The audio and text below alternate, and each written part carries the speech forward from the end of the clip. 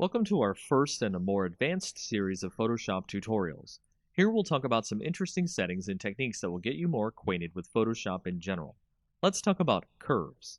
Curves is a setting in Photoshop that allows you to get richer tones and colors in your pictures. To start, we've opened up our usual coffee image here, and we'll click on the Image drop-down, then Adjustments, then Curves. You can also hit Ctrl+M at the same time. Doing this will open the Curves window, which looks like a neat graph chart. In the middle, you should be seeing a line going from the bottom left to the top right. If you want to apply a quick preset, which will set the settings for you, you can click the drop-down and change from the default to other settings in the list. Setting the color preset to color negative changes some things here, which we'll explain. As you can see, the individual values on the chart have changed. The original black line is still the same, but each individual color has changed. This is a permanent way to change the values of the image, but if we wanted to make it something a little less permanent and tweak the settings as we edit our image, we can make a new layer by going to Layer, New Adjustment Layer, and then Curves. This will allow us to have our own layer that we can edit the properties of in the Properties window. So over here in our Properties window, you can see that we can edit our curves just like the image edit we were doing before, but it is not permanent as we can hide or unhide the layer using the I button next to the layer. So the main thing to take away from curves is reading the histogram and placing points. We can place points on the histogram so we can change the color changes anywhere in the image, based on the dark spots or the lighter spots of the image. As you can see on our image, the shadows and highlights of our image aren't very great, so we can edit our colors without much interference. So if we put one point in the middle, one point on the end, and one point on the beginning, we can change the colors and alter them in subtle or more advanced ways. Curves help out many Photoshop users with images that have bad contrast or bad lighting. Use curves next time you have an image that needs tweaking. It's one of the most powerful tools in Photoshop's arsenal. Welcome to our second tutorial in our advanced line of Photoshop tutorials. This time we'll talk about some features that are similar to curves, but do things in a more individual way. Brightness, contrast, and exposure. Just like before, we'll start out with our image available.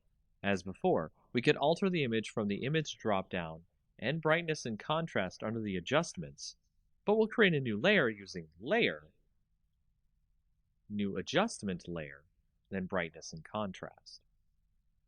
That way we can adjust without permanently changing the image. Once in the adjustment layer, we can see that we have a brightness slider and a contrast slider. Tweak your image using these settings. Left is less brightness, making it darker. Right is more, making it lighter. Negative contrast washes out the colors, while positive contrast makes the colors stand out more, but it can make the shadows too dark. Next, we'll add an exposure layer.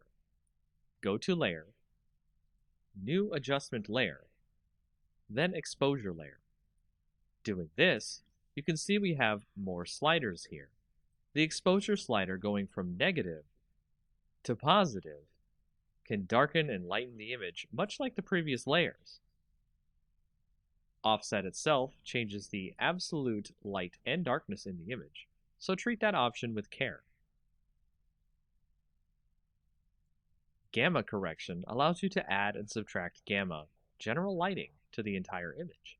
It starts out at 1, and going left adds more gamma, while going right subtracts gamma. Using all these options allows you to tweak the image as you see fit, so you can make best use of lighting to get the image you want right for your projects. Welcome to the third advanced tutorial in our Photoshop series. We'll be talking about the hue and saturation layer, which works similar to our other layer and adjustment tutorials. Here I have my own image open from before.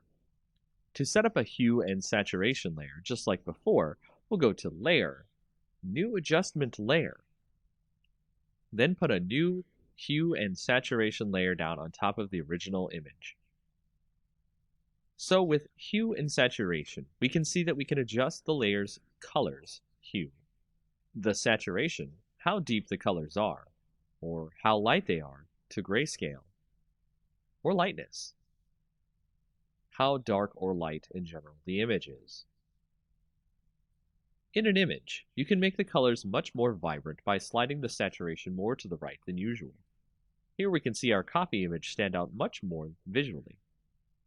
And if we change the hue towards more of a red spectrum, we can get the copy image to be very strong in color indeed. Use the lightness slider to make sure that things aren't too bright, as extremely vibrant color can be akin to looking into the sun for some viewers of your images. That's all for this tutorial, as you can change images you see fit to make them pop.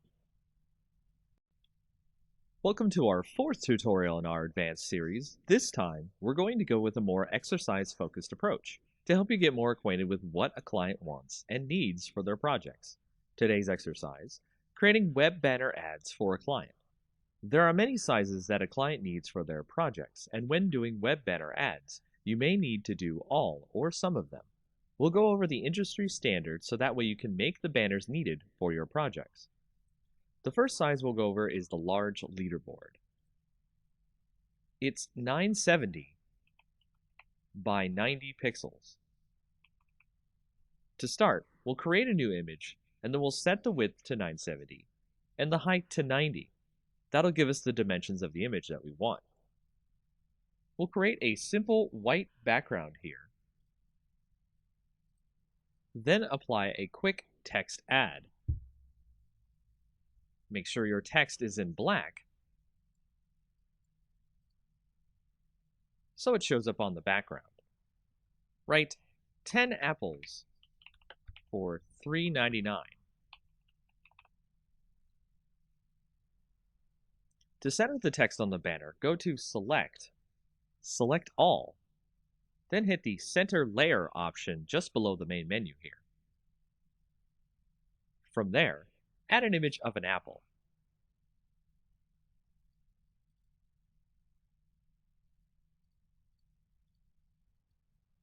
Here I've added a quick image of an apple I found on the net to both sides of the banner to give it more of a friendly look. And if we were to be finished here, this would be the first type of ad we would have to create for our client. Next, let's create a half-page ad, which is a 300 pixel by 600 pixel version. First, save our image as a PSD.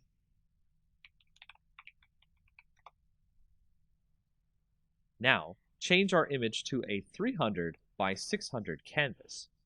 Go to Image, Canvas Size, and change the inches drop-down to pixels. Here, type in 300 width, 600 height. You'll notice our apples and text is now strangely off screen, and our background isn't fully white. We'll fix all of that and show you how to continue to make other sizes of ads. If you notice, the apple images aren't exactly gone. They're just off screen to the image's canvas. Let's bring those apples back to the top and bottoms of our image now. Then, let's use the paint bucket icon on the left and fill in our white background again. Remember to click the correct layer, which should be the first layer in your order.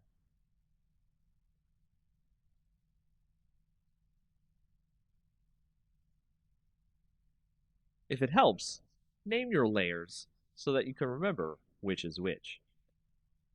Now that we have our white background again, what about our text? For that, let us change the spacing by pressing Enter on certain parts of the text. Here at Apples should do it. Move the text onto the canvas.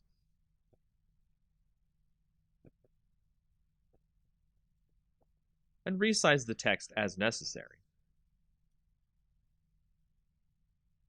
For vertical text, I like to use centered text under the Paragraph tab of the font properties for a more pleasing aesthetic.